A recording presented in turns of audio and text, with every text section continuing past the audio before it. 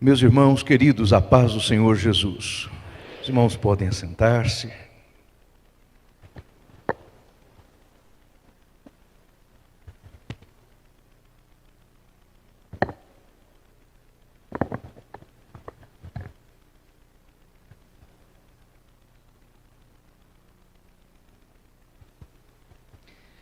Louvado seja o nosso Senhor.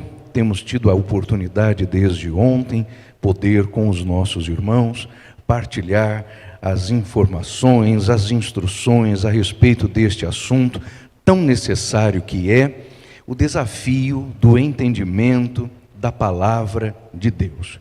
Segundo a bênção do Senhor, esta noite nós temos mais 2 tempos de estudo bíblico, de aula, e permitindo o Senhor, concluiremos aquilo que temos reservado para esta ocasião. Eu quero deixar registrado desde já a minha felicidade em Cristo Jesus, em poder estar aqui com os meus irmãos. Outra vez eu preciso dizer que sou grato a Deus pela vida do pastor Euclides. Pastor, muito obrigado por nos convidar, nos acolher. Para nós é uma alegria muito grande. Pastor Samuel, irmã Alexandra, Deus abençoe os meus irmãos. Para nós é uma honra cooperar com os amados irmãos aqui. E eu quero aproveitar, já que o pastor o fez, eu quero endossar o convite, o encorajamento dele aos meus irmãos, para que matriculem-se na ETAD, façam a sua inscrição. Nós temos aqui em Pinda, nesta igreja, um núcleo ativo, funcionando. Os meus irmãos que quiserem estudar pela educação à distância, podem fazê-lo também. Para nós é sempre uma satisfação poder estar com os nossos irmãos, quer seja aqui, quer seja através do trabalho dos nossos núcleos. Então não perca esta oportunidade, é enriquecedora. Irmãos queridos, nós vamos rememorar ao menos o versículo de número 30, Atos capítulo 8, versículo 30, como ponto de partida para o estudo que começamos agora. A palavra do Senhor diz: correndo Filipe ouviu que lia o profeta Isaías e disse: entendes tu o que lês? A partir deste momento, nós vamos estudar aquilo que é o alvo da interpretação bíblica. Quando lemos a Bíblia, quando nós a explicamos, quando estamos pregando, dando aula, estudando, o que é que nós estamos buscando? Estamos em busca do quê? A palavra de Deus tem um texto que ontem nós lemos e hoje vamos repetir, 1 de Pedro, capítulo de número 1, versículo 20 e 21, está na tela para facilitar os meus irmãos.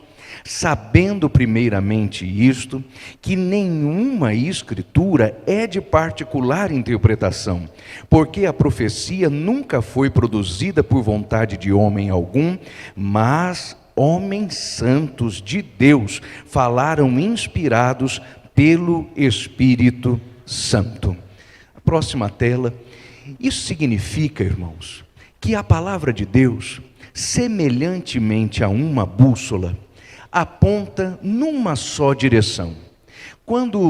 Se os irmãos já tiveram essa oportunidade, sabem, quando pegamos uma bússola em nossas mãos, ela traz toda a marcação de todos os possíveis caminhos, todas as possíveis rotas. Porém, nós nos orientamos pela sua agulha, que aponta sempre na mesma direção, e é por aí que quando os militares avançam no campo de batalha, os navegadores quando estão em alto mar, aqueles que se aventuram nas trilhas, fazem as medições de seus caminhos, é por esta agulha, apontando sempre na mesma direção, que o caminhante, o viajor, encontra a direção que ele precisa seguir. A palavra de Deus, neste aspecto, é igualzinha a uma bula, só aponta numa direção, só aponta em um sentido. Porém, os meus irmãos sempre ouvirão falar de talvez alguns possíveis outros trajetos, possíveis outros caminhos, e nós não podemos dar atenção a estas outras rotas. Uma só é a que nos interessa. Vejamos o próximo slide, porque ali estão anotados alguns dos riscos normalmente oferecidos a quem tenta interpretar a Bíblia. Haveria ao menos 4 possíveis sentidos. O primeiro, que é aquele que nós queremos, é o que Deus disse quando inspirou. E é só isso que nos importa. Qualquer outra afirmação que não seja aquela que tenha saído da própria boca do Senhor, que seja a sua intenção com o texto, não nos interessa. Porém, irmãos, existem aqueles que estão procurando por sentidos racionalistas. Outros estão procurando explicações espiritualistas, e outros ainda estão tão agarrados à tradição que não podem e não querem enxergar nada do que seja diferente, ou do racionalismo, ou do espiritualismo, ou do tradicionalismo. Mas nós só nos agarraremos ao sentido original, pretendido pelo autor, que é o próprio Senhor. Eu quero dar alguns exemplos aos meus irmãos, são exemplos históricos de erros de interpretação bíblica cometidos ao longo de tantos séculos. O primeiro erro que nós vamos ver foi cometido pelos judeus. Os judeus erraram ao procurarem mensagens ocultas nos textos, convertendo letras em números e fazendo outras coisinhas mais. Mas vamos começar por aí. Veja que coisa interessante. Quando nós nos voltamos à história do povo hebreu, nos depararemos com um personagem muito importante, aliás, no plural, personagens, aos quais devemos a correção do texto bíblico em hebraico. O texto bíblico em hebraico é um texto confiável, é um texto sem erros, porque, claro, foi o Espírito Santo de Deus quem o inspirou, quem o preservou, e ele assim o fez através de uns personagens muito importantes que são os escribas. Os escribas eram extremamente zelosos na hora de anotar o texto bíblico. Rapidamente eu quero contar aos meus irmãos como era a maneira como os escribas faziam as cópias da Bíblia. Irmãos, reuniam-se em um mesmo recinto, um escriba que tinha em sua mão o texto para ser copiado. E ele faria o ditado deste texto aos outros escribas que, de posse de pena, pergaminho ou papiro, fariam a cópia. E eles eram muito zelosos. Então aquele que fazia o ditado começava a fazer a recitação do texto. E ele começava dizendo: no princípio criou Deus os céus e a terra. Todos os outros escribas repetiam esta mesma frase em voz alta. No princípio criou Deus os céus e a terra. E assim em seguida faziam a anotação no texto naquela sua cópia. E prosseguia. A terra era sem forma e vazia. E todos repetiam. E a terra era sem forma e vazia. E anotavam aquilo no texto. E o Espírito de Deus se movia sobre a face das águas, e assim continuadamente. Quando aquela página estava preenchida, então começava-se a fazer a leitura em voz alta do texto que tinha sido copiado. E vamos imaginar que naquele dia, um daqueles copistas estivesse um pouco cansado, um pouco distraído, e no meio de sua anotação do ditado, ele cometesse um erro. O erro era detectado imediatamente quando todos começavam a fazer a leitura de suas cópias. Olha, saiu um erro aí, por favor, corrija. Então, aquele texto escrito errado era cuidadosamente raspado de sobre o pergaminho ou de sobre o papiro, com o auxílio de uma pequena espátula afiada, e por cima se escrevia a palavra correta. Continuava-se a leitura, e esse nosso escriba, que estamos de exemplo, estava tão cansado naquele dia, que ele cometeu um segundo erro na sua cópia. Parava-se a leitura, outra vez ele raspava aquela segunda palavra escrita errado e escrevia por cima o que era a palavra certa. Só que este homem hoje estava tão desgastado, vai saber por quê, que cometeu um terceiro erro. Aí, o que se fazia por providência? Toda aquela página era jogada fora e ele começava tudo de novo, para que não houvesse a menor chance de o texto conter algum erro. Que coisa impressionante! É maravilhoso observar isto, que o nosso Senhor não apenas preservou o conteúdo, inspirando o registro, mas também preservando as cópias. Porém, estes mesmos judeus, tão zelosos, tão cuidadosos, tão amorosos e gentis com o texto, com o passar dos anos, foram se envolvendo em uma espécie de interpretação mística.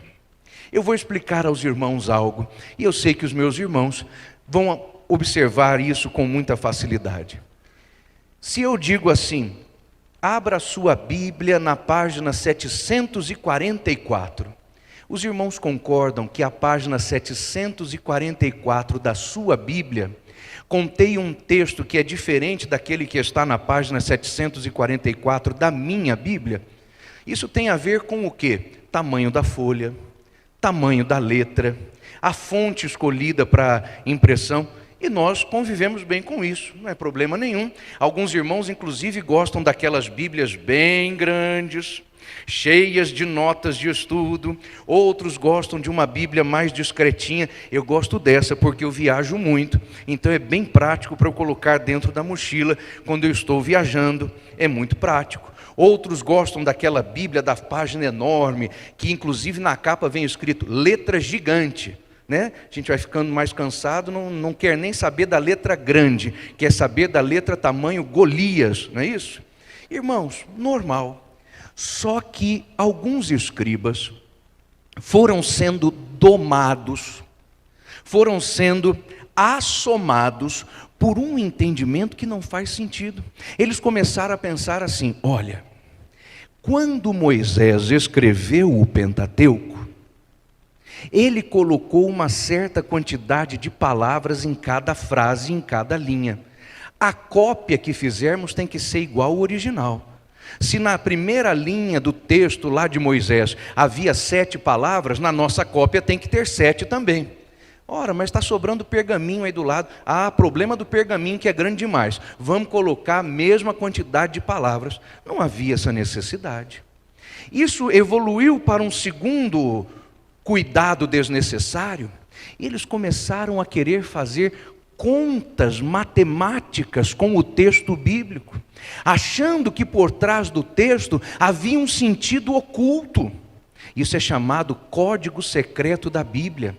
Existem cursos de falso conhecimento bíblico, naturalmente, oferecendo aos seus estudantes acesso ao código secreto. E eu já vi muito crente fazendo esses cursos. E assim, cada letra tinha um valor numérico, somando-se as letras, chegava-se a resultados que supostamente eram mensagens secretas dentro do texto. Isto é a procura por um sentido místico, espiritualista. É verdade mesmo que alguns números na palavra de Deus são repletos de significado. Os irmãos veem que quando Deus demonstra a sua perfeição, Ele o faz através do número 7. Mas isso não somos nós os intérpretes que inventamos, está na Bíblia. Os 7 Espíritos de Deus, os 7 dias da semana, os 7 trovões no Apocalipse, os 7 anos de juízo da grande tribulação, as 7 trombetas, os 7 selos, as 7 taças.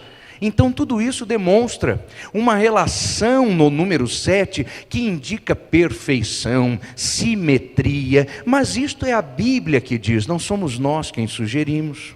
Outros números, a Bíblia também aponta como muito significativos. Se alguém quiser descobrir o número da besta, que assim estude, porque nisto há entendimento, diz o livro do Apocalipse, porque o seu número é número de homem, que é qual? 666, mas isso está na Bíblia. Mas eu já vi gente pregar, dizendo o número 1 significa isto, o número 2 significa aquilo, o número 3 aquilo outro. Irmão, não gosto muito de matemática, então sai de uma pregação dessa meio tonto. E eu começo a me perguntar, de onde saíram esses entendimentos?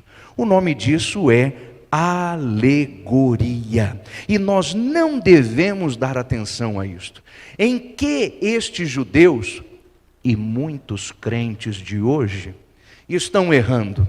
Eles não prestaram atenção em Mateus 23. A palavra de Deus diz assim: por isso Jesus lhes disse: ai de vós, escribas e fariseus hipócritas, porque dais o dízimo da hortelã, do endro, do cominho, e desprezais o que é mais importante dentro da lei, o juízo, a misericórdia e a fé. Os judeus estavam apegados nos detalhes, apegados em coisas que não tinham sentido e razão hermenêutica, mas a mensagem principal eles desprezavam. A mensagem principal eles ignoravam, e ela era uma pregação de amor, misericórdia e de salvação. Mas não era só os judeus que cometiam erros. Os próprios cristãos cometiam e cometem. Adiante vemos que alguns cristãos do primeiro século também tinham dificuldade para interpretar o Antigo Testamento e estavam procurando meios de cristianizar o Antigo Testamento. Irmãos, que preocupação era esta? Eles tomavam o texto do Antigo Testamento nas mãos e não sabiam o que fazer. Mas isso aqui é para os judeus, não é para os judeus, serve para os cristãos, não serve para os cristãos. E aí eles começaram então a fazer algumas interpretações do Antigo Testamento na tentativa de cristianizar o Antigo Testamento. Não era necessário. E aqui chegamos a um ponto que eu preciso que os meus irmãos reavivem no seu coração. Coloquem em seu coração com certeza e segurança máxima.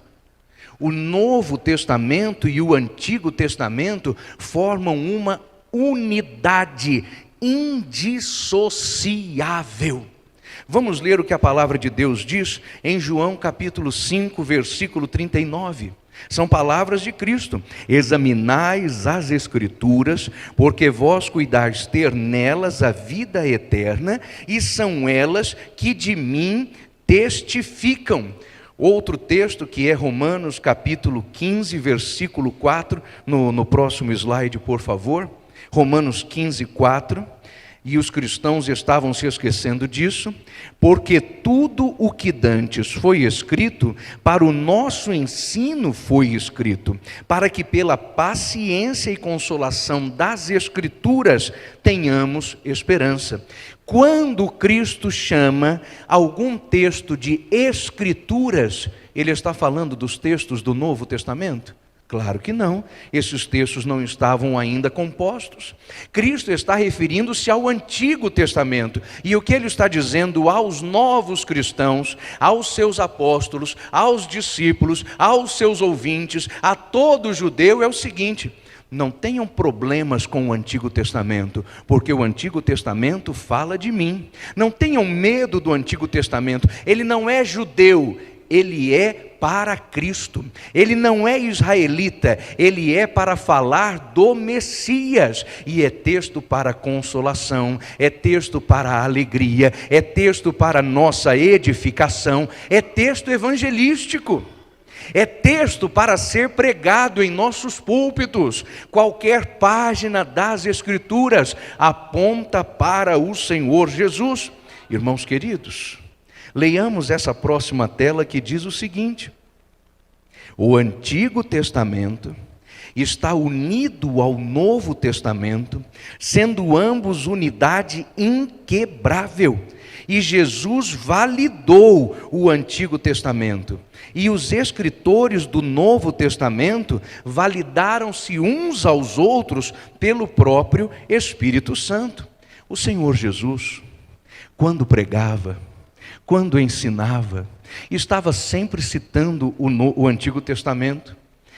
Cristo disse assim: uma geração má e perversa pede um sinal, porém nenhum sinal lhe será dado, senão o sinal do profeta Jonas.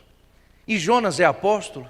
Não, Jonas é da antiga aliança. Mateus capítulo 24, o Senhor Jesus está no meio do sermão profético das dores. Aliás, guarde isso no seu coração. Nós não damos muita atenção ao fato de que Cristo tinha um ministério tríplice. Ele era sacerdote, rei e profeta. Ninguém tem dúvidas quanto ao ofício real de Jesus, ele é rei. Todos nós nos alegramos com o seu ofício sacerdotal, porque ele é o sumo sacerdote que se compadece das nossas fraquezas. Mas não damos muita atenção ao ofício profético, mas Jesus era profeta.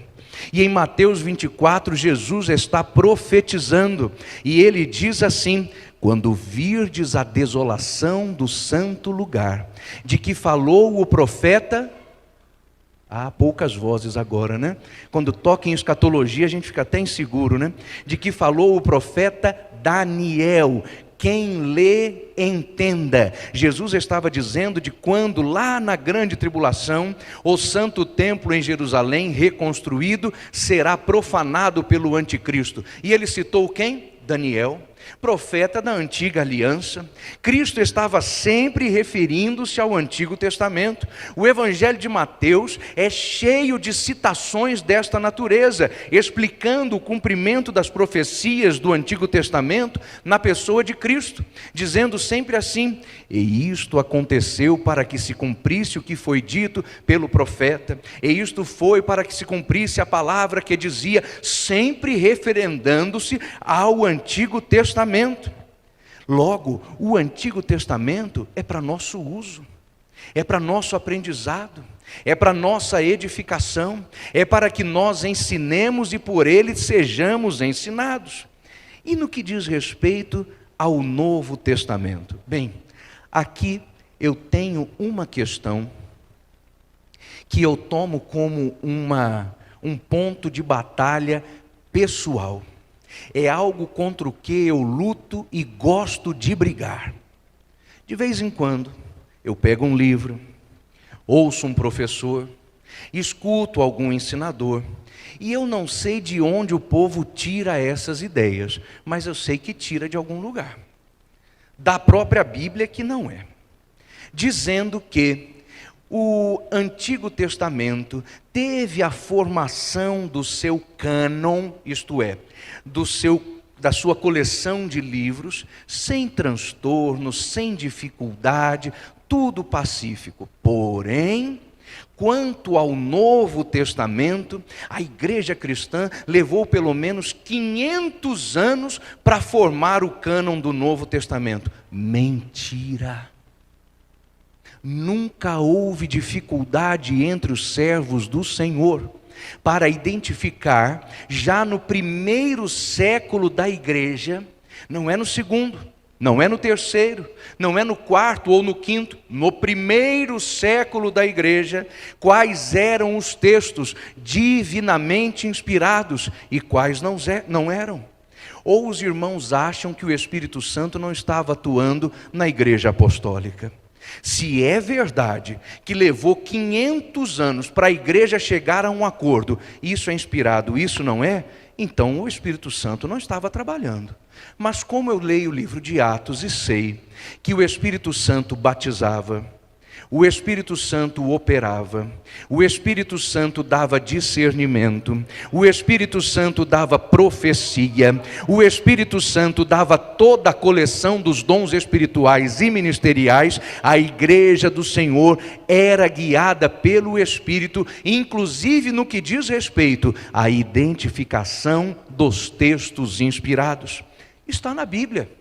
Vamos ler, por favor, juntos, 1 de Pedro, capítulo 3, 16. Diz-nos assim a palavra do Senhor. É Pedro falando do apóstolo Paulo. Como também o nosso amado irmão Paulo escreveu, segundo a sabedoria que lhe foi dada, falando disto, o disto aqui é a salvação, esse é o assunto. Falando disto em todas as suas epístolas, entre as quais há pontos difíceis de entender, que os indoutos torcem, e igualmente nas outras escrituras para a sua própria perdição. Irmãos, qual é a palavrinha que eu marquei, sublinhei e deixei negrito aí antes de escrituras? Outras. Pedro está chamando todas as escrituras, todas as epístolas de Paulo, de escrituras, pondo-as no mesmo nível de inspiração das escrituras do Antigo Testamento. Ninguém tem dúvida disso. Significa que nós aí já estamos vendo a validação de todas as epístolas escritas por Paulo, e elas correspondem a quase metade do conteúdo do Novo Testamento. Inclusive eu ponho aí a carta aos Hebreus, que embora de vez em quando alguém diga, escrevam livros a este respeito, não se sabe quem é o autor da carta aos Hebreus, é muito certo que foi o apóstolo Paulo. Não há a menor dúvida disso. Sabe o que é interessante? Até o final dos anos 1800, até o começo do século XX, todo mundo tinha certeza, Paulo escreveu a carta aos Hebreus. Ninguém tinha essa dificuldade.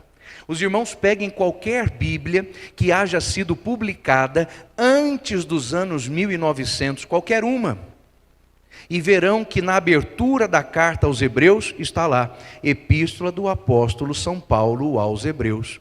Mas aí, quando a chamada alta crítica invadiu os meios cristãos, quando as hermenêuticas desviadas começaram a tomar conta dos púlpitos e das academias, aquilo que é dado por certo começou a ser posto em dúvida. Uma das primeiras cartas vitimadas por isto foi a Epístola aos Hebreus. Mas, irmãos, veja como a interpretação bíblica é uma coisa belíssima.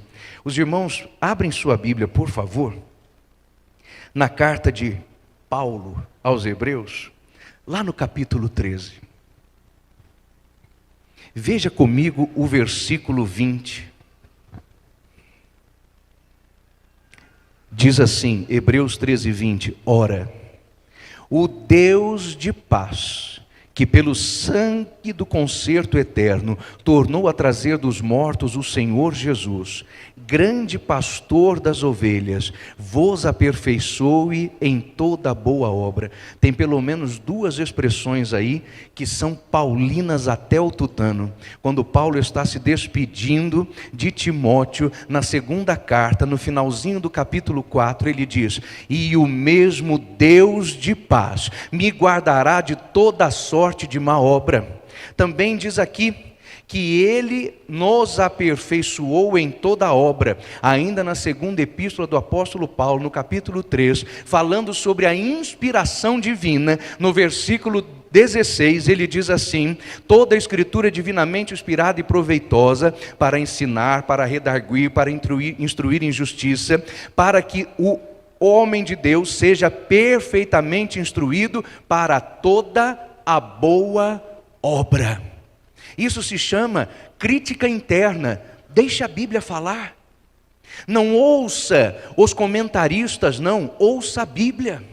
Quando você for estudar a palavra de Deus, não corra para os dicionários, não vá para os comentários, segure um pouco a vontade de ir para a sua biblioteca pessoal e primeiro vá ao texto bíblico, deixe a Bíblia falar. Siga comigo a leitura, por favor. Vamos ao versículo de número 23, diz assim: sabei que já está solto o irmão Timóteo, com o qual, se vier depressa, vos verei. Voltamos outra vez à segunda epístola do apóstolo Paulo, lá no capítulo 4, quando Paulo diz assim a Timóteo na segunda epístola: procura vir ter comigo depressa.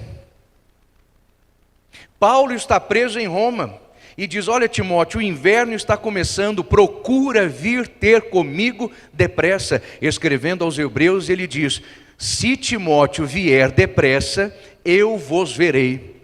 E onde Paulo está quando escreve esse texto? Leia, por favor, comigo o versículo 24.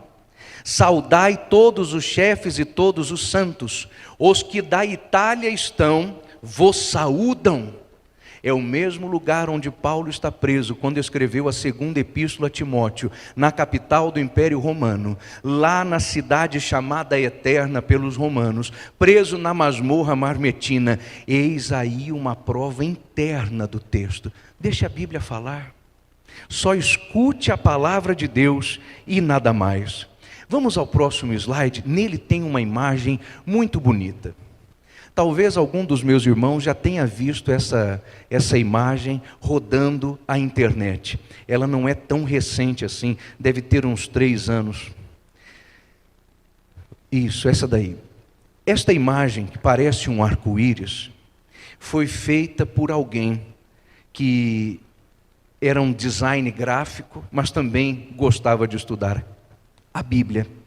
E aqueles tracinhos pequenininhos em branco, bem na base da imagem, cada um deles é um livro da Bíblia. E eu não sei se os irmãos conseguem enxergar que bem no meio da imagem tem um traço mais comprido. Enxergaram? Que livro seria aquele lá? O livro dos Salmos, que é o maiorzão de todos. O que são esses traços que passam da direita para a esquerda em todo momento? Cada um deles representa um texto do Antigo Testamento que aparece replicado, citado ou mencionado em alguma outra parte da Bíblia, incluindo o Novo Testamento. A Bíblia é uma unidade, irmãos. É um livro só. Uma coleção de 66 livros, mas é uma unidade. Mais do que dizer aos irmãos que a Bíblia é uma com M de Maria, eu digo que ela é una com N de navio. É uma unidade, é indissociável, é inquebrantável. Não existe contradição no texto sagrado. Basta que você deixe a Bíblia falar. As confusões aparecem quando nós silenciamos a Bíblia e damos ouvidos aos teólogos. Silenciamos a Bíblia e damos ouvidos aos sabichões, aos especialistas. Deixa o Senhor Jesus falar. O livro é dele, a palavra é dele, o ditado foi dele, a inscrição é dele, os profetas eram dele, a escritura é dele, a revelação é dele, e ele nos dá estas coisas. Outro ponto importante, vamos adiante.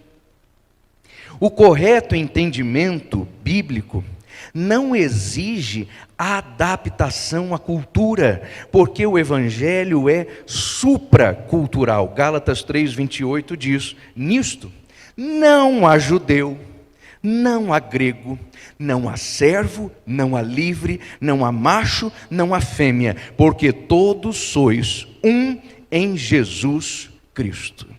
Quer dizer que o Evangelho do Senhor é comunicável, anunciável a qualquer criatura, qualquer sociedade, qualquer cultura. Qualquer povo, em qualquer lugar, não importa se há uma defasagem acadêmica, se é alguém muito culto ou com pouco estudo formal, qualquer pessoa é um alvo potencial da palavra de Deus, porque a palavra comunica tudo a todos, e em Cristo somos todos um. Eu vou contar aos meus irmãos algo chamado O Fator Melquisedeque. Isso é título de um livro. Eu recomendo aos irmãos, enfaticamente, comprem esse livro e leiam. É um livrinho pequenininho, os irmãos vão ler em 1h30, 2 horas no máximo. Aí depois do seu horário de almoço na firma, você pode se sentar em algum lugar tranquilo, com 2 dias você lê esse livro. O que o livro conta? Da autoria de Don Richardson. O livro conta a respeito da providência divina que preservou em qualquer cultura, qualquer uma, um ponto de contato para a introdução do Evangelho de nosso Senhor. O livro chama isto de O Fator Melquisedeque, lembrando daquele homem chamado Melquisedeque, que aparece no Antigo Testamento, ao qual Abraão dá dízimo de tudo quanto tem, e que no Novo Testamento aparece mencionado como tipo do Senhor Jesus Cristo, porque tal qual Cristo, ele não tinha começo, não tinha fim. O fator Melquisedeque. Em qualquer cultura, o Evangelho do Senhor pode ser introduzido sem adaptação.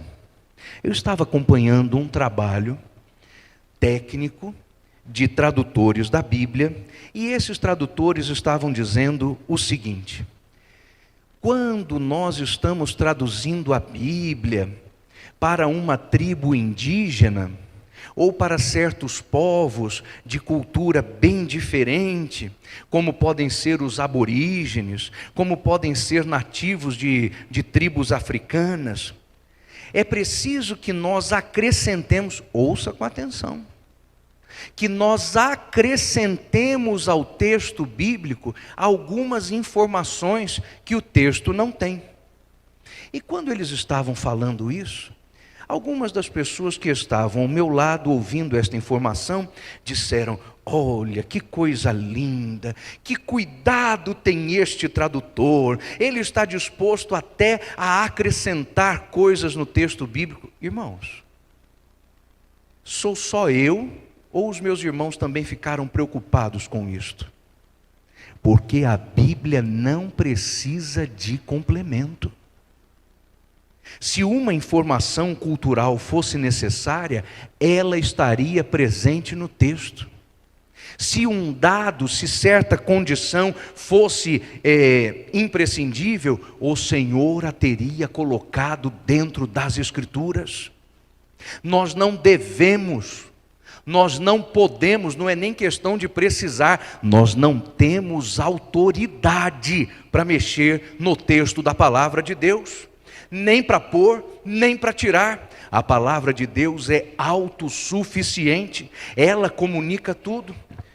Esse mesmo autor, Don Richardson, num outro livro que trata de assunto semelhante ao fator Melquisedeque, conta a história de um certo missionário que chegou em uma região na Polinésia, e ali ele tinha o desafio de comunicar o Evangelho. Primeiro ele passou bastante tempo aprendendo a língua dos nativos, e não foi fácil. Por fim, depois de razoavelmente aprender o idioma, ele estava pronto para fazer a primeira pregação. Reuniu todos quantos pôde naquela tribo, e o homem estava muito empolgado, porque finalmente ele ia pregar na língua local aquelas pessoas que nunca tinham escutado falar de Jesus. E ele começou a contar a história de Cristo. E os ouvintes todos estavam muito atentos. Todos realmente muito envolvidos com aquela narrativa. Quando o homem chegou, na madrugada do Getsêmani, em que Cristo estava orando com os discípulos, e entrou naquele jardim, Judas Iscariotes, que aproximou-se de Jesus e deu um beijo em Cristo. E Jesus disse para ele: você está me traindo assim, com um beijo. Os ouvintes entraram em êxtase, aplaudiram, assoviaram, gritaram, porque eles entenderam: Judas Iscariotes é o herói da história. O homem voltou para sua residência triste, acabado, porque naquela noite ele descobriu algo que ele não sabia. Naquela cultura, a traição era um valor admirado. Havia prática naquela cultura de enganar o próximo, trair o próximo. E quando alguém conseguia fazer uma traição muito elaborada contra uma pessoa, o traidor virava um herói local. E o homem pensou: como é que eu vou pregar o evangelho nesse lugar? A coisa era tão severa, irmãos, que alguma pessoa naquela tribo se fazia amiga de outra, ao ponto de durante anos conquistar a amizade, conquistar a confiança, e por fim dizer ao tal com quem fazia amizade: olha, eu sou mesmo seu amigo de verdade, eu nunca vou te trair, vamos lá na minha casa para uma refeição. E aquele que estava sendo enganado ao longo de muitos anos, quando chegava na casa do traidor, descobria que haveria um banquete sim, mas a refeição era ele próprio. E a família do traidor comia o corpo daquele que estava sendo traído. Esse homem desistiu, ele falou: não tem como eu pregar o evangelho aqui. Mas estudando profundamente aquela cultura, ele descobriu algo: que com gerações de pessoas traindo-se umas às outras, as famílias e os clãs desenvolviam rivalidades que nunca cessavam, a não ser que uma família, e era a única coisa que podia apaziguar realmente uma briga, a não ser que uma família tomasse a decisão de pegar um bebezinho recém-nascido e entregar para que a outra família com a qual havia uma rixa devorasse o neném. E quando a outra família comesse o nenenzinho, então toda a traição cessava. Quem foi o neném? Oferecido por causa das nossas traições, para que houvesse paz entre nós e o Senhor Deus? O evangelho foi pregado até neste lugar, porque a Bíblia não precisa de adaptações, a Bíblia não carece de modificações. O evangelho de nosso Senhor penetra em qualquer lugar, em qualquer tribo, em qualquer povo. É a palavra do Senhor. Quando nós estudamos a Bíblia, vamos ao último slide, por favor. Nós estamos procurando por algo. E é só isso que nos importa. Estamos procurando o sentido original pretendido pelo autor. O que Deus fala, irmãos, é perfeito. A palavra do Senhor é poder. Esta palavra é transformação. Quando retornarmos para o segundo tempo da nossa aula e formos à aula final, nós veremos as regras importantes que os irmãos e eu não podemos desprezar quando lemos a Bíblia. Por estas regras, e elas são poucas, são simples, a nossa leitura da palavra de Deus será cada vez mais fácil e mais proveitosa.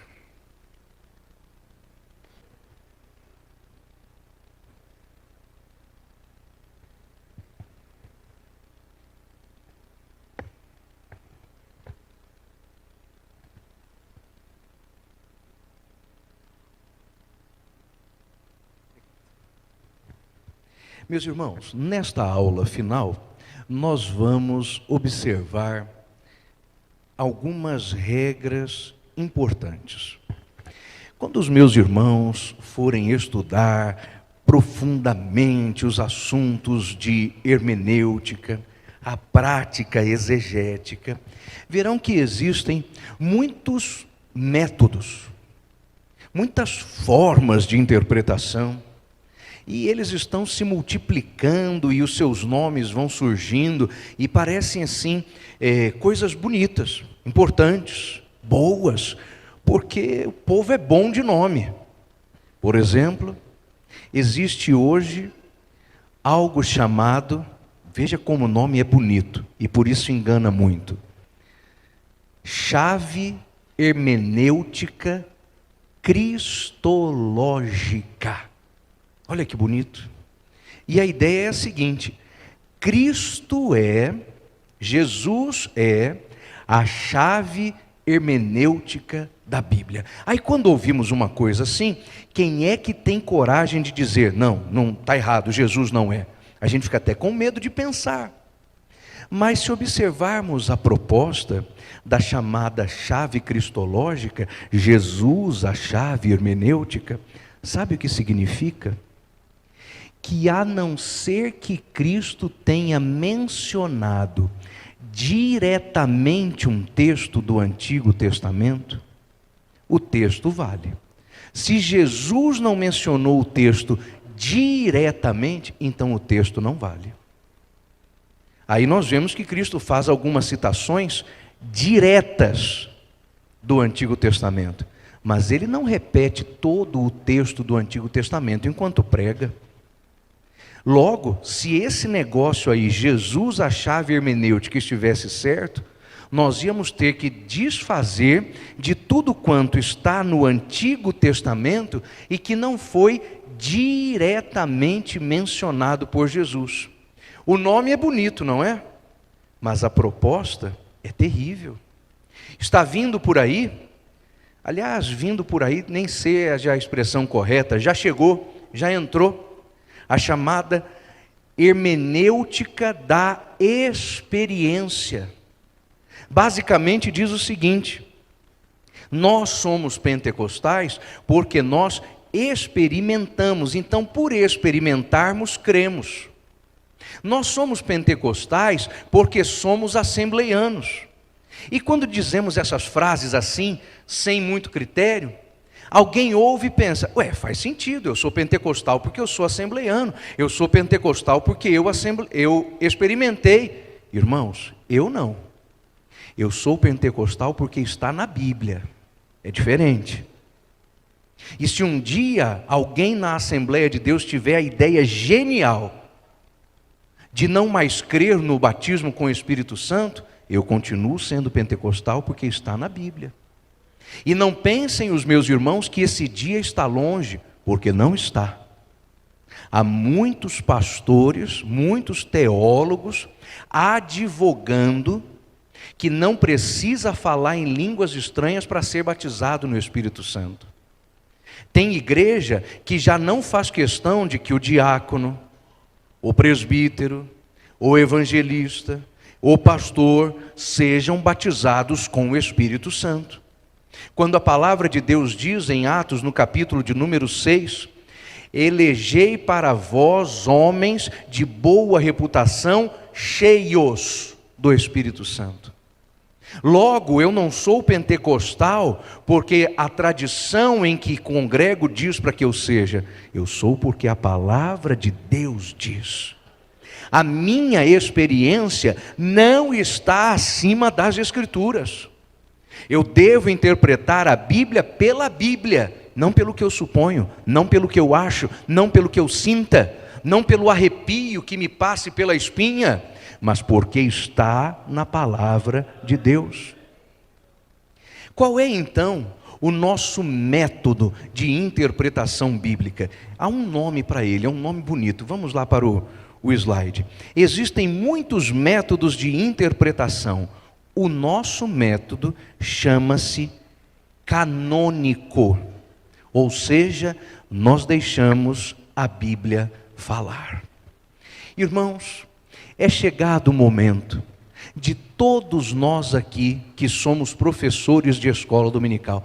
Deixe-me ver as mãos dos professores. Você é professor, deixa eu ver. Bênção, aleluia! É chegado o momento dos professores de escola dominical, de nós os obreiros que estamos sempre pregando, falando e ensinando, deixarmos de depender dos dicionários, dos comentários, dos livros de teologia sistemática e dependermos só das Escrituras. Na hora em que você for chamado a pregar, for chamado a ensinar, prepare o seu conteúdo para ser exposto, dependendo só e somente da Bíblia Sagrada. Eu não estou dizendo aos meus irmãos que a partir de hoje nós nos tornaremos anti-intelectuais. Não, de forma alguma. Amanhã, por exemplo, a lição de escola dominical na classe dos adultos é a deposição de Vasti e a ascensão da rainha Esther. Existem informações extra-bíblicas, informações históricas e culturais que podem enriquecer muito a aula de amanhã.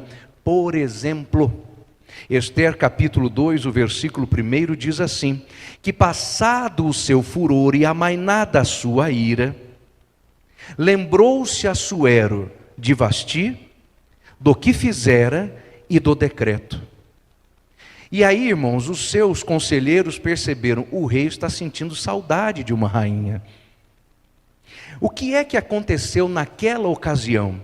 Cronologicamente é o mesmo período em que o rei Assuero, que nas fontes históricas é chamado de Xerxes, perdeu uma batalha na ilha grega de Salaminas, quando ele foi combater contra os gregos, e a sua marinha levou uma surra da marinha grega, e esse homem voltou para casa prostrado, derrotado, até porque já era começo do cumprimento da palavra de Deus, dada a Daniel, que o império medo-persa ia cair, e em seu lugar, qual era o império que ia surgir? Quem se lembra? O império greco-macedônico, de Alexandre o Grande. A profecia já estava em curso, mas a Bíblia não diz, Assuero chegou derrotado da guerra de Salamina. Diz? Não diz. Onde nós obtemos essa informação? Na história. Só que antes de ir à história, vá à Bíblia, medita na palavra, pense sobre o que as Escrituras dizem. Ora, esse homem está triste, está com saudade da rainha. Ele tinha tantas concubinas, mas concubina não pode fazer o que uma esposa faz. Concubina não dá o apoio que dá uma mulher. E deixa eu parar por aqui, senão os irmãos não vão ter aula para dar amanhã, né? Ou vão ter e não prepararam. Olha aí, hein? Irmãos, dependamos da Bíblia, deixemos a Bíblia falar. Vamos à primeira regra, são apenas 3, elas são fundamentais. Primeira regra, a Bíblia interpreta a Bíblia. Os textos difíceis são explicados pelos textos fáceis. Há textos na Bíblia que parecem complexos ou não há? Diga aí com sinceridade, sim ou não? Sim. Irmãos, tem uns negócios na Bíblia que é um tal da roda grande que passa dentro da roda pequena, uns negócios assim. Não tem? Tem. Outro dia, não sei se os irmãos viram, eu vi uma irmã dando um testemunho na internet. Ela disse que precisava usar o uniforme da festa do Círculo da Oração, e a roupa era muito apertada nela, e ela falou, Jesus, eu vou entrar nessa roupa, porque a roda grande passou na roda pequena. Ó. Pois é, irmão, ela fez uma interpretação alegórica do texto, não tem nada a ver uma coisa com a outra, né, irmão? Que fraquezinha, né? Mas, irmãos, há textos que são difíceis, há textos que são complicados, e aí a coisa fica muito pior quando nós não deixamos a Bíblia falar. Eu estou terminando um livro, eu estou agarrado nesse livro já tem uns 3 anos, mas estou assim nos últimos 2 capítulos revisando. Em nome de Jesus, daqui a uns 2 meses esse livro será publicado. É um livro sobre a doutrina das últimas coisas, e desde que eu era adolescente, o assunto de escatologia sempre me encantou, mas sempre me causou intimidação. Eu estava uma vez em um culto, em um estudo bíblico, em que o preletor começou a citar de cor, e eu preciso dar a mão à palmatória, o homem tinha uma memória excepcional, os agrupamentos de 7 coisas que tem no livro do Apocalipse. E ele citava o agrupamento e o versículo. Então começou: o cordeiro pôde abrir os 7 selos, aí citou o versículo. Os 7 selos trouxeram as 7 trombetas, citou o versículo. As trombetas deflagraram as 7 taças, citou o versículo. E os 7 trovões, e o versículo. Rapaz, eu fui olhando tudo aquilo e pensei: eu nunca vou entender esse negócio. Jamais vai entrar na minha cabeça. Até que um dia, irmãos, já adulto, eu falei: não é possível. A minha cabeça é igual a daquele irmão, meu cérebro é igual ao dele. Jesus criou a ele e a mim. Eu tenho saúde, ele tem. Ele entendeu, eu posso entender também. E assim comecei a estudar a doutrina das últimas coisas. E descobrimos uma coisa, irmão. Se você deixar só a Bíblia falar, tudo se resolve. Há um texto lá no livro do Apocalipse, os meus irmãos lembram. É ser precipitada do céu à terra, uma grande estrela, ela fende o abismo, de dentro do abismo começa a sair uma fumaça escura como o fumo, e do meio da fumaça 200 milhões de seres, e eles têm um aspecto estranho. Deixe só a Bíblia falar, comece a ouvir só as Escrituras, e você se lembrará que Pedro e Judas disseram que há certos demônios que foram reservados para o dia do juízo e estão guardados nas profundezas. São esses demônios que estão saindo aí. Mas se você correr para os livros de escatologia, eles dirão assim: ora, na verdade João olhou uma coisa, não conhecia, entendeu um negócio, mas era outro. Não eram demônios, eram helicópteros. Não está escrito isso na Bíblia. Deixe a Bíblia falar. Os textos difíceis serão explicados pelos textos fáceis. Mas para isso, irmão, nós vamos chegar nesse ponto daqui a pouquinho. Não pode ter preguiça de ler a palavra de Deus. 1 hora de leitura da Bíblia lhe dará um conhecimento que 10 anos de leitura de livros seculares não lhe ajudarão a obter. 1 hora buscando em Deus, em oração: Senhor, me ajuda a entender, me ajuda a compreender. Abrirá a sua mente de modo que nenhuma aula de seminário poderá fazer, porque você está lendo a palavra e buscando a resposta naquele que escreveu a palavra. Dependa só das Escrituras, deixe a Bíblia falar. Há textos que parecem difíceis? Mas eu digo aos meus irmãos, alguns são, outros só parecem ser. E as pessoas gostam de pegar esses textos e torná-los difíceis como eles nunca foram. Quer um exemplo? A carta do apóstolo Paulo aos Romanos. Toda vez que nós entramos em uma livraria, eu tenho esse hábito, eu peço para ver: irmão, tem algum livro aí, algum comentário sobre a carta de Paulo aos Romanos? Irmãos, via de regra, são os comentários mais volumosos. Um homem chamado Karl Barth escreveu um comentário sobre a carta de Paulo aos Romanos, que é maior do que qualquer Bíblia de estudo que eu já vi. Quando eu pego esse texto para ler, já tentei ler algumas vezes, eu digo: Jesus, eu vou perder meu tempo com isso aqui não. Mas se vamos ao texto de Paulo e começamos a ler a carta do apóstolo Paulo, pode ser qualquer capítulo, pode ser o capítulo 8, o capítulo 9 da carta de Paulo aos Romanos, que todo mundo diz é a cordilheira do Evangelho, é o pico mais difícil, é aonde está a maior dificuldade da Bíblia, e aí a gente pensa: nem vou ler, não vou nem meditar, não vou nem pensar nisso aqui, mas basta ler, e o texto começa a ficar claro no nosso coração, começa a ficar transparente e cristalino na nossa alma. Irmãos, diz a palavra do Senhor, por exemplo, Romanos capítulo 6, que diremos, pois? Permaneceremos no pecado para que a graça seja mais abundante? De modo nenhum. Nós, os que estamos mortos para o pecado, como viveremos ainda nele? Isso é fácil, é compreensível. Está inclusive escrito em português, os irmãos viram? Não tem dificuldade nenhuma. No texto que foi escolhido para ser o texto áureo do nosso estudo, Atos capítulo 8, versículo 30, Filipe está correndo ao lado da carruagem, E o texto diz que Filipe descobriu que o mordomo mor de Candace estava lendo o texto do profeta Isaías. Como foi que Filipe descobriu isso, irmãos? Quem é que se lembra? Porque ele ouviu. Significa que o mordomo de Candace estava fazendo uma leitura em voz alta. Aí está uma forma de estudar a Bíblia que é insuperável. Pegue o texto e leia em voz alta. O método de leitura silenciosa começou historicamente muito recentemente. Até 400, 500 anos atrás, as pessoas só sabiam ler os textos em voz alta. A técnica de leitura silenciosa, historicamente, é muito recente. Começou há 400, 500 anos atrás. Na Idade Média, os monges ficavam dentro dos mosteiros, nas suas celas, era assim que se chamavam os seus quartos, individuais, e eles faziam ali a leitura da Bíblia sempre em voz alta. Em voz alta nós ouvimos, em voz alta refletimos, em voz alta nós temos noção daquilo que está sendo pronunciado.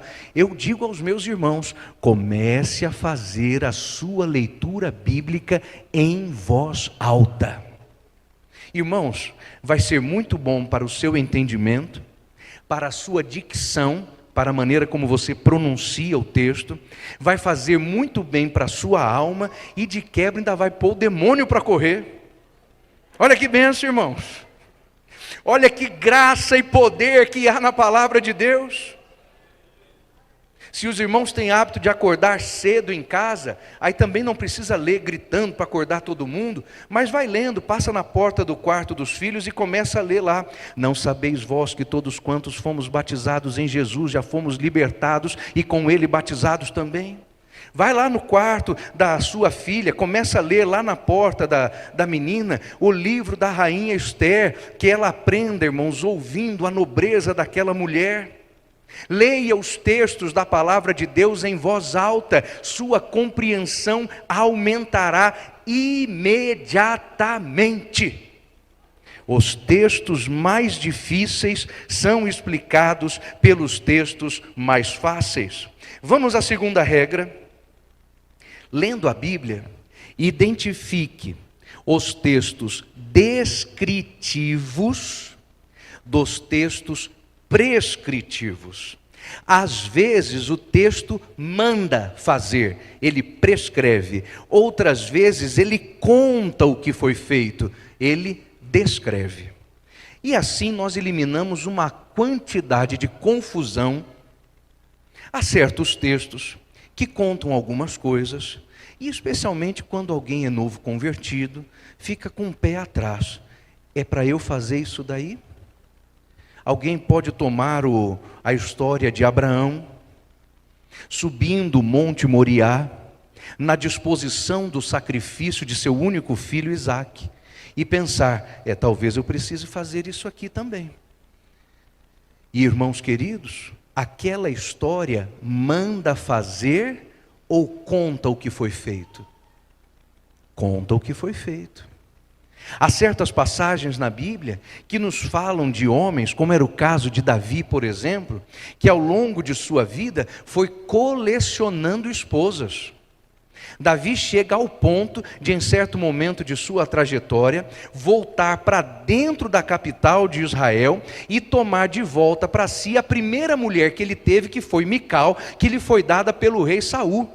E agora já estava casada com outro homem, ele foi lá, tomou aquela mulher, é minha, pegou e trouxe, ele já tinha um tanto. A Bíblia manda casar em casamentos múltiplos? Não, não está dizendo para fazer, está dizendo como foi feito, como é que um dia aconteceu. Quando separamos os textos descritivos dos textos prescritivos, muita confusão desaparece. Há cerca de uma década atrás, um certo jornalista lá nos Estados Unidos causou sensação, causou espécie entre os americanos, porque ele resolveu passar um ano inteiro seguindo a Bíblia literalmente, fazendo tudo o que a Bíblia mandava. E ele escreveu: a única coisa que eu não farei, ele escreveu na sua reportagem, é não tacar pedra nos adúlteros na rua. Porque ele escreveu: eu vou preso e vai faltar pedra. Irmãos, a situação era grave. Mas todo o resto ele fez. Todo o resto ele fez. E aí os Estados Unidos mergulharam compraram aquela ideia, compraram a sua provocação, e os pastores, os teólogos, os ensinadores estavam sendo chamados pela imprensa, pelos jornais, para explicar por que é que os crentes decidiam fazer algumas coisas que estão na Bíblia, mas não fazer outra. A resposta é tão simples. É porque certas coisas que estão na Bíblia são mesmo para ser feitas. Outras apenas contam como é que um dia foi feito. Há certas obrigações na lei que eram rituais e eram sociais. E estas obrigações rituais e sociais foram cumpridas na pessoa bendita do Senhor Jesus Cristo. Eram, portanto, mandamentos daquela época que o Senhor Jesus Cristo cumpriu e libertou-nos na graça para que não mais os vivêssemos. Mas outras coisas permanecem valendo e nunca serão revogadas. Por exemplo, todos os compromissos dados a nós nos 10 mandamentos. Todos eles têm que ser praticados, inclusive a observância do dia do Senhor, que já não é mais o sábado, mas porque Cristo cumpriu o sábado e morreu e ressuscitou ao domingo, passa a ser o domingo, o dia que dedicamos a nosso Senhor Deus, vindo à escola dominical, cultuando durante a noite e assumindo ainda outras responsabilidades. Nada disso foi revogado. Existem textos que mandam e existem textos que contam. Basta que nós os leiamos, e não é uma conclusão difícil de obter. Se alguém tiver dificuldade com isso, conforme ler o texto do livro de Levítico, leia ao mesmo tempo o texto da carta aos Hebreus, e assim os meus irmãos verão: isto aqui Jesus cumpriu, isto aqui Jesus já fez, disto aqui Jesus já me libertou, porque agora eu vivo a graça que está no Senhor Jesus Cristo. Terceira regra, aqui está a regra que torna as outras duas possíveis. Vamos ver se os meus irmãos memorizaram as duas primeiras regras. A primeira regra é: a Bíblia interpreta a Bíblia muito bem. A segunda regra: existem textos descritivos e textos. O texto que descreve conta como, mas o texto que prescreve manda. E a terceira regra, irmãos, é aquela que permite que nós cumpramos as duas primeiras. Qual é a terceira regra? Observe os contextos. Eles são fundamentais para que as outras regras funcionem. O que são os contextos? A melhor maneira de entender o que é um contexto é pegar a palavrinha contexto e dividir bem no meio. Contexto é aquilo que vem com o texto, vem junto dele, acompanha o texto. Observando o contexto, nós entenderemos a Bíblia. Irmãos, alguém aqui já brincou de jogar pedra na água, numa lagoa, num rio? Quando nós jogamos uma pedra na água, formam-se aqueles círculos que vão um dentro do outro. Aquilo tem um nome técnico, inclusive, não precisa decorar o nome, mas se alguém gosta de palavras difíceis, está aí uma para você.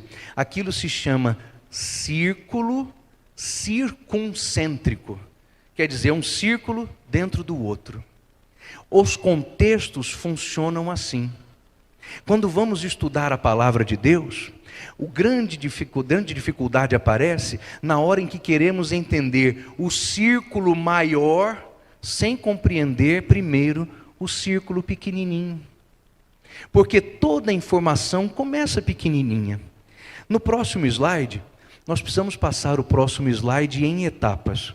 Tá bem? Tem um um sequenciamento dentro dele. No próximo slide, vamos ver os círculos circuncêntricos. Vejamos o primeiro. O primeiro círculo circuncêntrico é a palavra. Palavra aqui, a que me refiro, não é a palavra de Deus, é palavra mesmo, a palavrinha. Palavra é a menor unidade de pensamento que existe.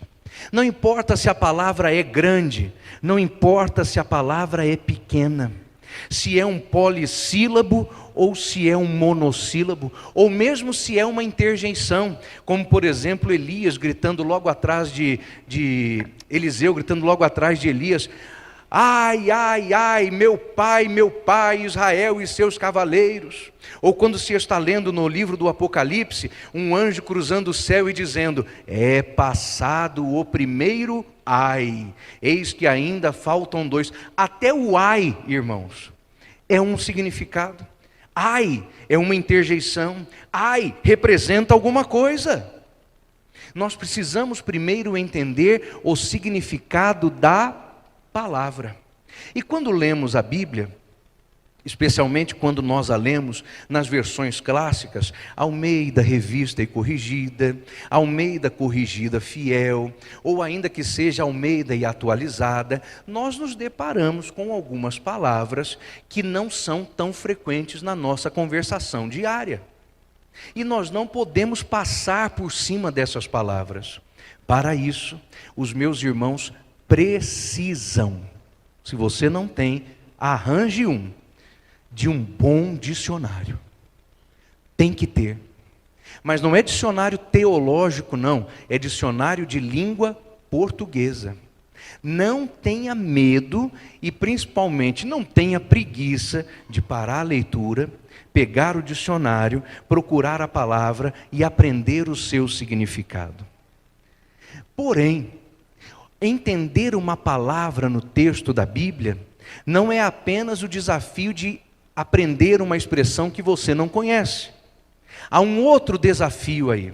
Às vezes, a Bíblia usa a mesma palavra para explicar várias coisas diferentes. Porque todo o idioma tem isto, os chamados falsos cognatos. Por exemplo, a fruta que nasce no pé, e que Daniel Berg e Gunnar Wingren, quando desembarcaram lá no porto em Belém, comeram para se alimentar, e as suas primeiras refeições feitas no Brasil, era só aquela fruta lá. Quem lembra que fruta que era? Manga. Aí temos um historiador da igreja aqui. Quando Daniel Berg e Gunnar Wingren desembarcaram lá em Belém, a rua que desce do porto e vai subindo para o centro de Belém é ladeada por mangueiras. Eu já fui lá, eu vi a escadinha do cais do porto e a rua. E quando eles chegaram, não tinha dinheiro, irmãos, passaram os primeiros dias comendo manga. Mas irmãos sabem que manga também é um corte da nossa roupa. Como que eu sei que Daniel Berg e Gunnar Wingren dependeram de manga, fruta, para se manter, e não da manga roupa? Por causa do contexto. Porque ninguém pega a manga da roupa e come, né? Nem os bebezinhos, quando estão com coceira na gengiva, comem. O contexto explica. A palavra de Deus, especialmente nos escritos do apóstolo Paulo, aparece a expressão carne. Muitas vezes. E o apóstolo Paulo disse certa vez assim: quem come carne, coma longe de quem não come. Lembra desse texto? Mas o apóstolo Paulo também diz que o Espírito milita contra a carne. E também diz: quem nos livrará da carne desta morte? Irmãos, são pelo menos 3 sentidos diferentes, é a mesma palavra. Bom, quando o apóstolo Paulo diz, o Espírito milita contra a carne, será que o Espírito está militando contra uma peça de alcatra?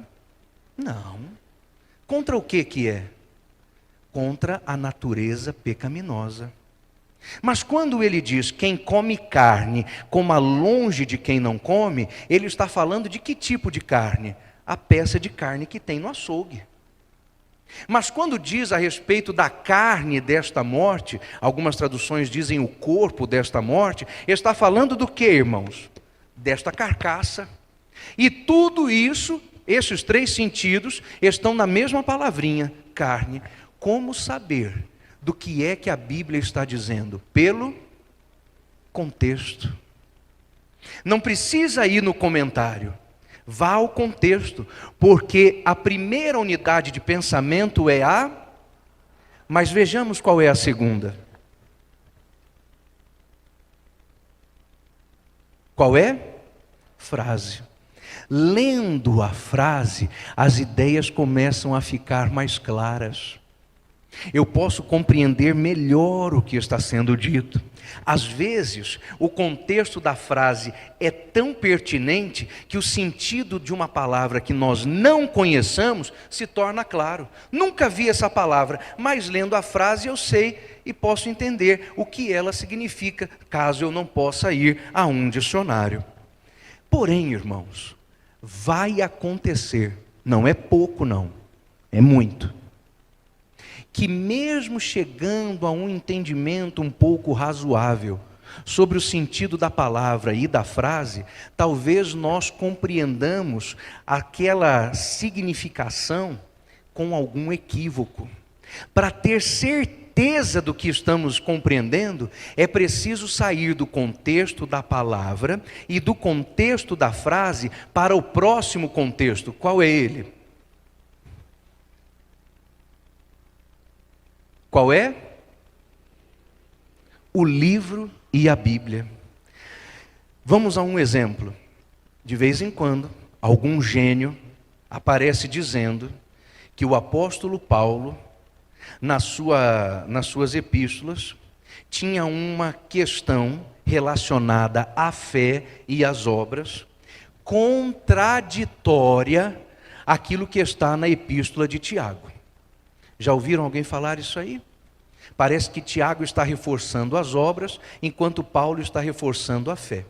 E aí alguém já disse, inclusive Martinho Lutero disse isto, que a epístola de Tiago era igual palha, e por ele a epístola de Tiago tinha saído da Bíblia. Então Lutero não era infalível, a Bíblia é infalível, Lutero não era. Porque Tiago dá ênfase às obras, mas o apóstolo Paulo dá ênfase à graça, dá ênfase à fé. Quando lemos e isolamos a palavra e a frase, podemos chegar a esse entendimento também. Ora, será que Tiago e Paulo estão em oposição um ao outro? Será que finalmente descobrimos uma contradição na Bíblia? Para isso, irmãos, nós precisamos sair do contexto da palavra e da frase e ir para o contexto do livro e o da própria Bíblia. Chegando lá, nós descobriremos que Paulo e Tiago não estão brigando um contra o outro. Eles estão combatendo um de costas para o outro. Cada um enfrentando um problema diferente. Não um contra o outro, mas um apoiado no outro. Eu guerreio aqui e você guerreia lá. Tiago está dizendo, é hora de mostrar as obras. Vocês não são crentes? E Paulo está falando, vocês não são crentes? Então mostrem a fé. Não se trata de uma contradição, mas de dois escritores diferentes falando de assuntos diferentes. Como compreendemos isso? No contexto do livro e no contexto da Bíblia. Eu não disse aos meus irmãos que a palavra de Deus, mais do que ser uma com M de Maria, é una. É uma unidade. É um conjunto só. Não tem contradições. Depois de atentarmos ao contexto do livro e ao contexto da Bíblia, nós ainda temos pelo menos dois outros contextos para considerar. Vejamos qual é o próximo. O primeiro qual é? Vamos juntos? O segundo? O terceiro? E qual é o quarto? A história. No contexto histórico, nós precisamos observar muita coisa. Os tempos históricos do Antigo Testamento eram diferentes dos tempos históricos do Novo Testamento. No contexto histórico, nós vamos descobrir algumas coisas muito curiosas. Eu e os irmãos não gostamos dos fariseus, amém? Os fariseus eram complicados, não eram, irmãos? Os fariseus eram uns bichos metidos, andavam no meio do povo com o nariz para cima, o queixo empinado. Mas eu não sei se os irmãos sabiam que, apesar da postura arrogante dos fariseus, os judeus gostavam dos fariseus. Os fariseus tinham boa reputação entre os judeus. É preciso ir aos textos históricos para entender isto.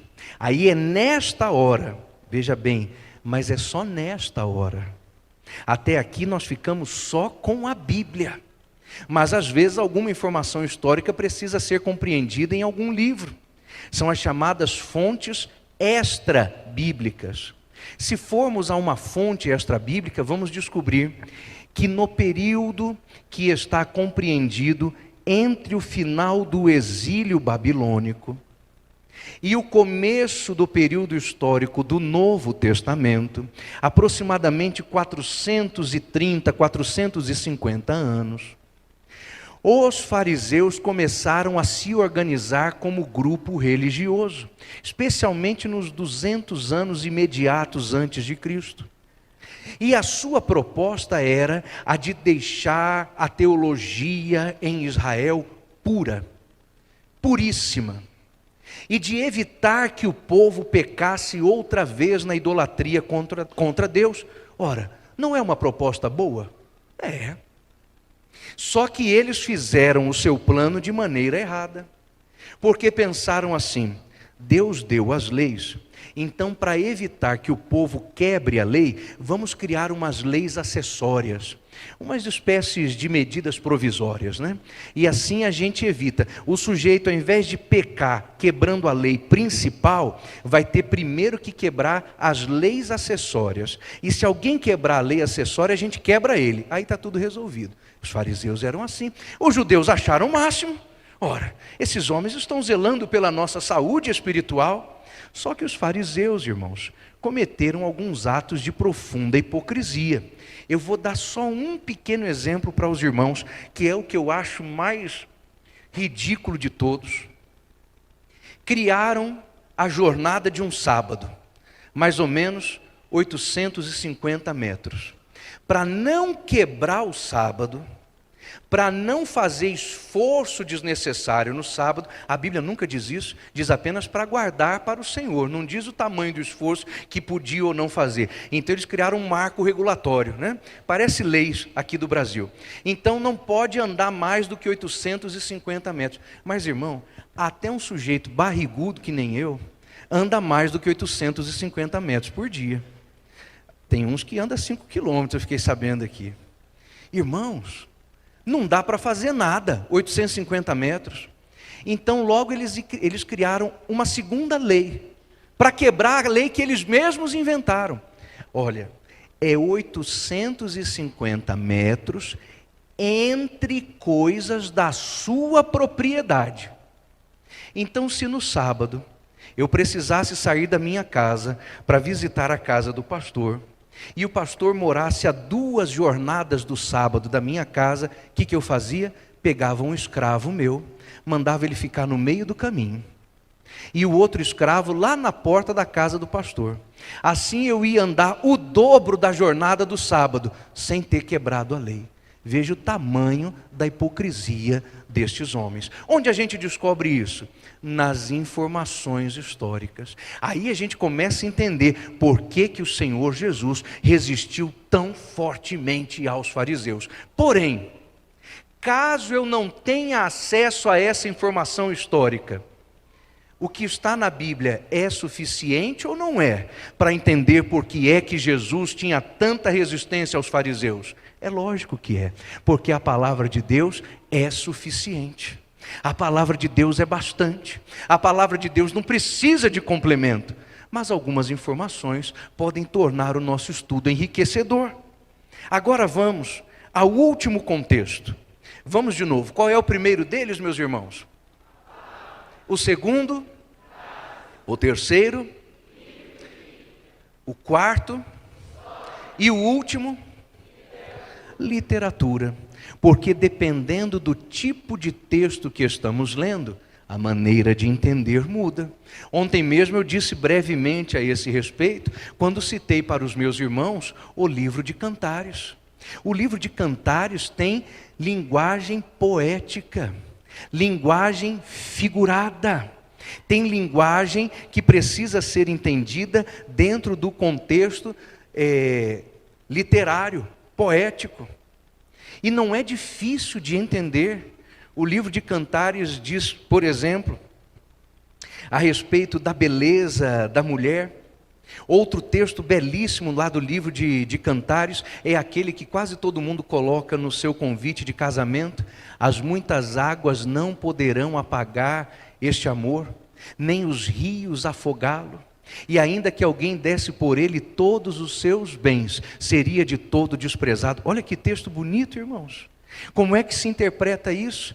Linguagem figurada, porque ninguém tenta acabar com o amor através de um rio, através de muitas águas. É linguagem figurada. A palavra de Deus também diz, é outra frase belíssima, que o amor é forte como a morte, duro como a sepultura. Alguém aqui já pegou o amor? Já bateu no amor para ver se ele é duro como a sepultura? Não, é linguagem figurada. O que significa? Que mesmo depois que um ente querido morre, nosso amor por ele continua. Quer dizer que a morte e o amor são grandezas iguais. Uma não pode anular a outra. A morte de alguém não faz cessar o amor por esta pessoa. E o muito amor que temos por alguém não evita que este alguém morra. Mas eis que há um amor que é mais forte do que a morte, que é o amor do Senhor Jesus Cristo por nós. Irmãos, lendo a palavra de Deus, seguindo estas regras tão simples, tão pequenininhas, nosso entendimento das Escrituras será ampliado grandemente. Basta-nos isto para que nós possamos bem entender a palavra do Senhor. Por fim, nosso último slide, meus irmãos, por favor.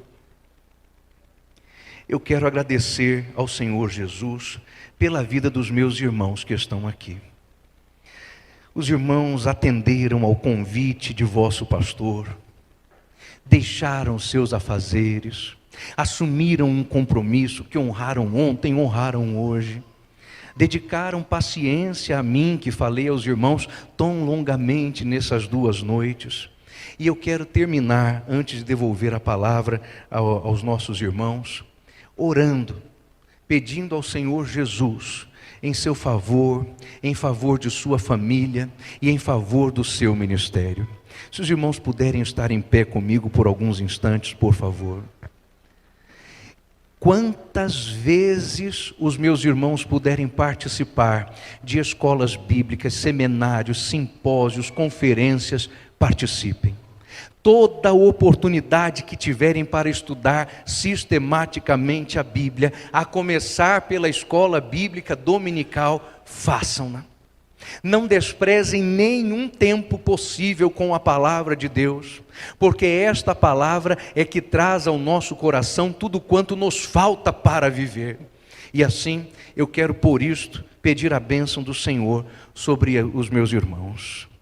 Senhor Deus e Pai, em nome do Teu Filho amado Jesus Cristo, eu agora, ó Deus querido, ergo as minhas mãos ao céu, e eu suplico, Deus, da Tua bênção sobre esta igreja, sobre o pastor Euclides, sobre os obreiros que servem aqui, e sobre cada um dos meus irmãos, Senhor, cada homem, mulher, cada moço, cada moça, os adolescentes, as criancinhas, ó Senhor, que têm dedicado a sua vida ao ministério do estudo.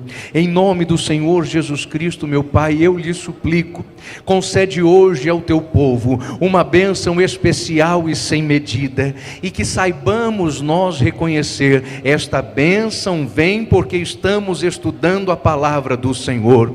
Enriquece, ó Deus, a casa do teu povo, dá paz, ó Senhor, à família dos teus servos, aumenta, ó Senhor, as tendas do teu evangelho e do teu reino aqui nesta cidade, dá unção e poder ao ministério dos meus irmãos, ó Senhor, coloca coloca da tua autoridade nos lábios deles e da tua palavra em suas mentes e em seus corações. Eu louvo ao teu nome, Senhor, já sabendo da bênção que o Senhor está derramando hoje sobre esta igreja, sobre esta congregação, sobre este campo de trabalho, para que o nome do meu Deus seja exaltado nesta cidade através da vida dos meus irmãos. Eu assim agradeço em nome de Jesus. Amém. Que Deus em Cristo Jesus nos abençoe. Aleluia.